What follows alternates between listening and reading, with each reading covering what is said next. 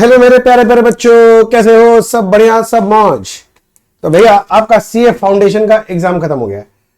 अब बच्चे पूछ रहे भैया फाउंडेशन का एग्जाम तो खत्म हो गया, अब हमें बताओ कि अब हमारे पास करीब करीब 1 महीना से ऊपर है, तो इस टाइम को कैसे बर्बाद करें हम?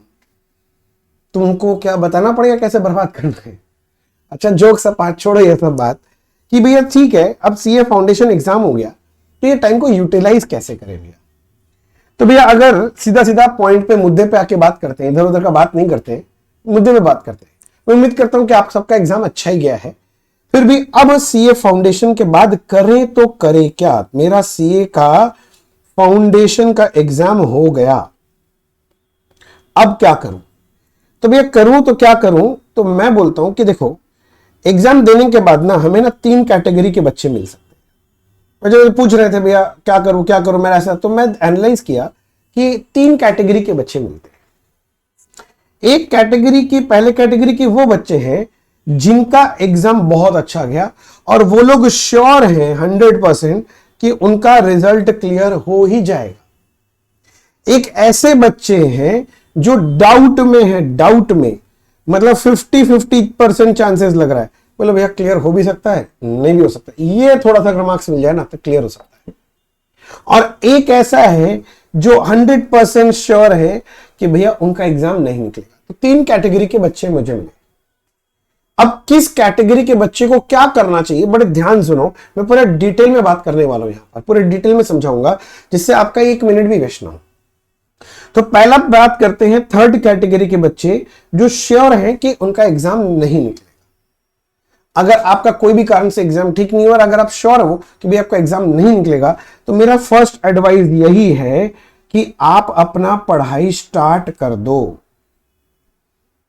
भैया ये तो सबको बोलता है पढ़ाई स्टार्ट कर दो, कैसे कर दो, क्या कर दो, ये तो कुछ समझ में नहीं आ रहा है। सुनो, अगर आपको ऐसा लगता है, मैं सबका बात कर रहा हूं, एक एक करके टाइम दो मेरे को। अगर आपको लगता है कि आपका एग्जाम क्लियर नहीं हो रहा है, कोई बात नहीं, तो आप एक काम करो, सबसे पहले अपना पढ़ाई स्टार्ट कर दो। अब पढ़ाई कैसे स्टार्ट करोगे? देखो, दूसरा इंपॉर्टेंट पॉइंट ये है कि अब जो आपको एग्जाम देना है वो न्यू सिलेबस के हिसाब से एग्जाम देना है। तो जब न्यू सिलेबस के हिसाब से एग्जाम देना है तो आपको क्या करना चाहिए? सबसे पहले ओल्ड सिलेबस और न्यू सिलेबस हाथ में ले लेना चाहिए और लेके देखना चाहिए कि हर एक सब्जेक्ट में क्या क्या चेंजेस आ गए हैं। जैसे कि मैंने अकाउंट्स का तो old syllabus versus new syllabus के एक वीडियो डाल दिया, मेरे आपको यूट्यूब चैनल पे मिल जाएगा, आप वो चेक कर लो। तो अकाउंट्स का तो काम हो जाएगा, मैं तो आपको पूरा लिस्ट बना के दे दिया हूं, आप डाउनलोड कर लेना, वो आपका मेहनत ही बच जाएगा। ऐसे ही बाकी सब्जेक्ट्स में भी चेक कर लो क्या नया है क्या पुराना है। मुझे में पता चल गया।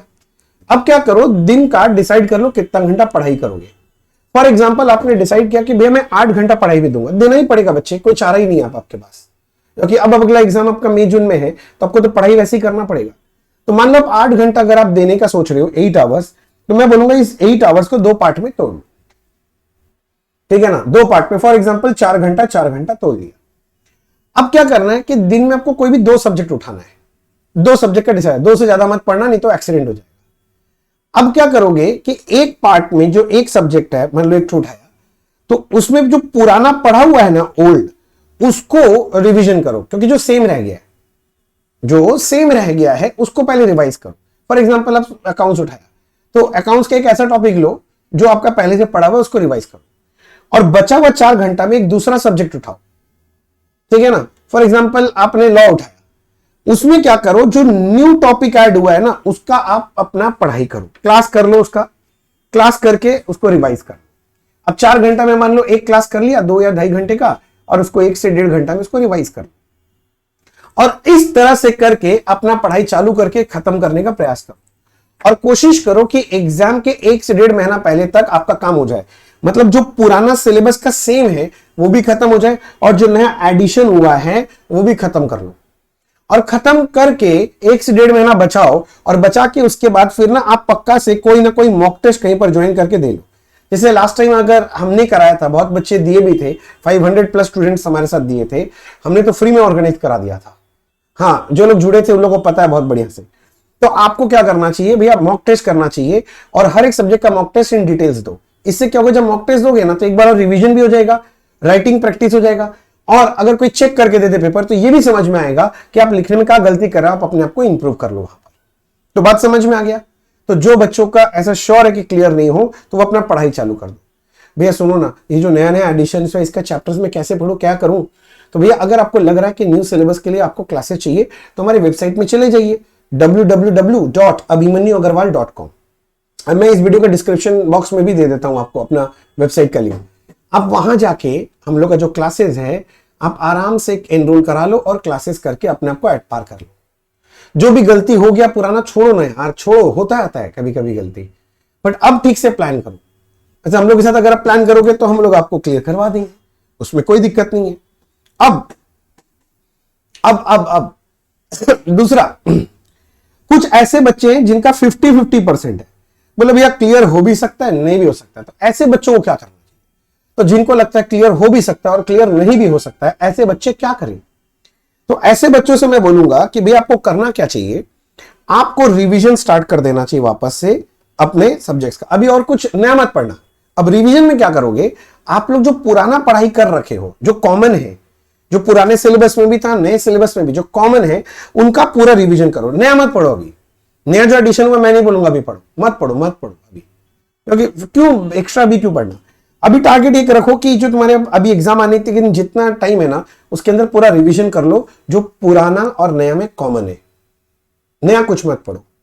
अब मान लो रिजल्ट आपका पॉजिटिव आ गया, आना ही चाहिए, तो ये चलो रिवीजन हो गया, अच्छा ही आगे जाके इंटरमीडिएट में तो काम लगेगा ही। और मान लो कि अगर क्लियर नहीं हुआ तो रिजल्ट निकलते ही अब आपके पास पुराने चीजों को रिवाइज करने का काम नहीं बचेगा, सिर्फ जो नया एडिशन हुआ है उस पर मेहनत कर लो और आपका रिजल्ट निकल जाएगा अगली बार। और अगर आपको भी लगता है कि भैया कुछ हेल्प चाहिए तो हमारे वेबसाइट में चले जाओ, हमारे क्लासेस है, वहां से आप एनरोल करा लो, हम लोग आपको पूरा हेल्प कर दे रहे हैं, A to Z पूरा। हाँ, उसके अलावा भी कोई हेल्प चाहिए तो हमें बताना ना, हम हेल्प करेंगे आप। मेरी बात समझा? तो अगर आपका 50-50 चांसेस है तो आप क्या करोगे, पुराने सिलेबस और नए सिलेबस में जो कॉमन है उसको पूरा रिवाइज कर लो इस एक महीने में। महीना भर लगेगा रिजल्ट निकलने में, तो आप उसको रिवाइज कर लो। और रिवीजन करने के बाद क्या करना है, नया नया नया जो टॉपिक ऐड किया वो पढ़ना भी नहीं, वो कब, रिजल्ट के बाद। अगर रिजल्ट पॉजिटिव नहीं आया तो, भगवान करे पॉजिटिव ही आए, तो ये रिवीजन क्या हो गया, वेस्ट नहीं। मैं तो बोल रहा हूं इंटरमीडिएट में काम लग जाएगा, मैं बोल रहा हूं काम लगेगा। समझ में आ गया? अब वो बच्चे जो 100% श्योर हो गए कि भैया मैं तो श्योर हूं मेरा रिजल्ट आराम से निकल जाएगा, मैं क्या करूं भैया मैं चुपचाप चादर टांग के सोता हूं, ना ना मुन्ना ना ना, ऐसे मत करो। अब आपके पास दो ऑप्शन है। देखो, अगर आप 100% श्योर हो तो पहला ऑप्शन ये है कि इंटरमीडिएट का कोई 1 या 2 सब्जेक्ट चालू कर। हाँ, आजकल देखो गूगल ड्राइव क्लासेस मिल रहे हैं, क्यों टाइम वेस्ट करना भैया, मेरा ये मानना है। देखो मैं 2 ऑप्शन दूंगा, सुन लो। पहले जो बच्चों को लगता है कि अर्ली में स्टार्ट करना चाहता हूं, क्योंकि जो अर्ली स्टार्ट करेगा वो अर्ली फिनिश करेगा, उसको रिवीजन का ज्यादा टाइम मिलेगा एनी डे। तो आप ऐसे सब्जेक्ट्स चूज करो जिसमें कोई चेंजेस नहीं होते। फॉर एग्जांपल मैं बताता हूं, जैसे अकाउंट्स ले लो या कॉस्ट ले लो, ये ऐसे 2 सब्जेक्ट है जिसमें कोई चेंज आएगा नहीं आगे, अभी जो है वही है। तो हमारे जैसे वेबसाइट में गूगल ड्राइव क्लासेस है, आप जाके मान लो कोई कोर्स ले लिया, अकाउंट्स के फैकल्टीज है उनका कोर्स ले लो भैया, कॉस्ट के फैकल्टीज है जो पसंद है उनका कोर्स ले लो, कोई दिक्कत नहीं, हम लोग करवा के दे देंगे आपको। आपका जो एग्जाम है अब आपको पता ही होगा दिसंबर 24 में होगा, तो दिसंबर 24 के लिए जो एप्लीकेबल है उसका क्लासेस रेडी है, आप वो क्लासेस ले लो।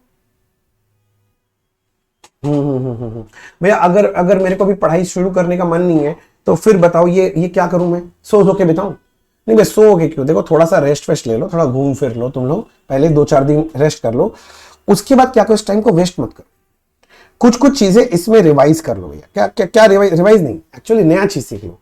मैं हमेशा बोलता हूं आप ना ये एक्सेल जो होता है ना, माइक्रोसॉफ्ट एक्सेल, वो सीख लो, और एक तो आता है गूगल शीट्स, ये सीख लो। अब ये सीखने के लिए कोई कोर्स खरीदने का जरूरत नहीं, पैसा वैसा मत इन्वेस्ट करने लग जाना इस पे। यूट्यूब पे जाओ, घना ही वीडियो पढ़ा है, भयंकर वीडियोस पढ़े, उसको देख के इसको प्रैक्टिस करो। क्यों? क्योंकि ये आगे जाके आपको काम आने वाला है। क्योंकि अब आप इंटरमीडिएट में चले गए, जैसे इंटरमीडिएट क्लियर होगा ना, अब आपको ये एक्सेल शीट और गूगल शीट्स ऑफिस में सारे दिन चाहिए, सुबह से लेकर आता है। मैं तो बोलता हूं ये सीख लो, आगे इंटरमीडिएट का पढ़ाई में भी काम आएगा। कैसे आएगा? वो शेड्यूल वगैरह बनाने के मैं आपको बाद में सिखाऊंगा कैसे बनाते हैं, पहले आप सीख तो लो एक्सेल और गूगल शीट बढ़िया से, तो मैं आपको फिर सिखा दूंगा कि कैसे यूज करते हैं अपने स्ट्रैटेजी बनाने के लिए, मैं आपको सिखा दूंगा वो। तो ये सीख लो। तो दो ऑप्शन है, या तो अर्ली स्टार्ट कर दो, कोई भी दो सब्जेक्ट कर लो। मैंने बोला तो अकाउंट्स और कॉस्ट सबसे अच्छा ऑप्शन है, क्योंकि इनमें कोई चेंजेस आने नहीं होते कभी भी। तो न्यू सिलेबस का जो आपका न्यू सिलेबस, हाँ ओल्ड सिलेबस वाला मत ले लेना, न्यू सिलेबस वाला जो अकाउंट्स और कॉस्ट है वो लेके वो क्लास चालू कर दो। अगर वो चालू करने का मन नहीं है तो ये एक्सेल और गूगल शीट। इसके अलावा सबसे इंपॉर्टेंट चीज, इसके अलावा सारे सारे सारे कैटेगरी के बच्चे के लिए मैं बोल रहा हूं, हमने क्या किया है, अभी एक स्कॉलरशिप टेस्ट हमने अनाउंस किया है। वो किसके लिए, जैसे आप एग्जाम अभी दे लिया, अब तो अगला लेवल इंटरमीडिएट लेवल है। तो हमने क्या किया कि इंटरमीडिएट में तो आप क्लासेस लोगे तो बच्चे बोलते भैया फीस का बर्डन है हमारे ऊपर, कितना कितना फीस देना पड़ता है। तो हमने क्या निकाला है, एक स्कॉलरशिप टेस्ट निकाला है जो कि 11 जनवरी को है। बस अभी 11 जनवरी को आप क्या करो, 11 जनवरी को एक मॉक टेस्ट दे दो। हमारे यहाँ पर मॉक टेस्ट नहीं है, वो एक्चुअली स्कॉलरशिप टेस्ट है। मॉक टेस्ट गलती से निकल गया, स्कॉलरशिप टेस्ट है। उस स्कॉलरशिप टेस्ट का ना रजिस्ट्रेशन का लिंक मैंने इस वीडियो के डिस्क्रिप्शन बॉक्स में दे दिया है। आप वहां जाके अपने आप को रजिस्टर कर लो, और हम लोग अप टू 50% स्कॉलरशिप दे रहे हैं। वो टेस्ट किसका है, अकाउंट सब्जेक्ट का टेस्ट ले रहा हूं। एकदम बेसिक फाउंडेशन लेवल के क्वेश्चंस पूछने वाला हूं उसके अंदर, बेसिक एकदम। कोई बच्चा थोड़ा सा भी पढ़ के देगा तो आराम से स्कोर कर सकेगा, और जो आपका जो स्कोर आएगा उसके बेसिस में आपको स्कॉलरशिप अवॉर्ड करने वाले। अप टू 50% स्कॉलरशिप मिलने वाला है। सोचो कितना फायदा हो जाएगा 50% स्कॉलरशिप मिलने से, राइट। तो करना है भैया, क्या देखो, अब मैं बोला तो अकाउंट्स, भैया कितना क्वेश्चन आएगा, बड़ा क्वेश्चन आएगा कि छोटा? अरे भैया एमसीक्यू बेस्ड क्वेश्चन है, हाँ केबीसी खेलेंगे, एक क्वेश्चन 4 ऑप्शन, एक टिक मार्क लगाओ, काम खत्म। 50 क्वेश्चन पूछ रहे हैं हम लोग, ज्यादा नहीं, 50 अकाउंट्स का बेसिक क्वेश्चन पूछ रहे हैं।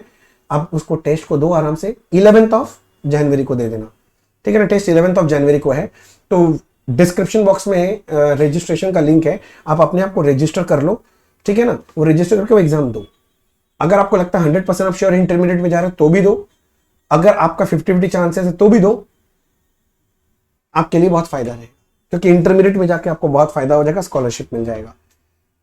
इसके अलावा अगर आपके मन में कोई भी डाउट वोट आ रहा है तो आप कमेंट बॉक्स में लिखो, मैं आपको हेल्प कर दूंगा। पर स्कॉलरशिप टेस्ट जरूर देना है, बिल्कुल से।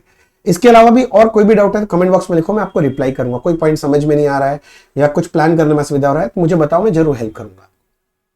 बात समझ, कमेंट बॉक्स में जरूर लिखना बच्चे, ठीक है ना। और ये वीडियो को अपने दोस्तों में आंख के जैसे फैला दो। और अभी तक आपने वीडियो को लाइक नहीं किया है, लाइक कर लो। जब इतना देख ही लिया तो चैनल सब्सक्राइब कर लो, यूजफुल लग रहा है तो चैनल सब्सक्राइब भी करो, ठीक है ना। और मैंने जैसे बोला वैसे प्लान करके करोगे तो मेरे को लगता है कि आपका टाइम जरा भी वेस्ट नहीं होगा और आगे का परफॉर्मेंस आपका बेटर हो जाएगा। तो चलिए, ऑल द बेस्ट आगे की जर्नी के लिए। मिलते हैं। जो बच्चे, अगर कोई भी दिक्कत है तो मेरे से कांटेक्ट कर बच्चे, मैं आपको हेल्प करूंगा, ठीक है ना। बस चलो, all the best, bye bye, have a nice day. Channel subscribe कर लो, वीडियो को आगे जैसे फैला दो, फिर से याद दिला रहा हूं, बाय।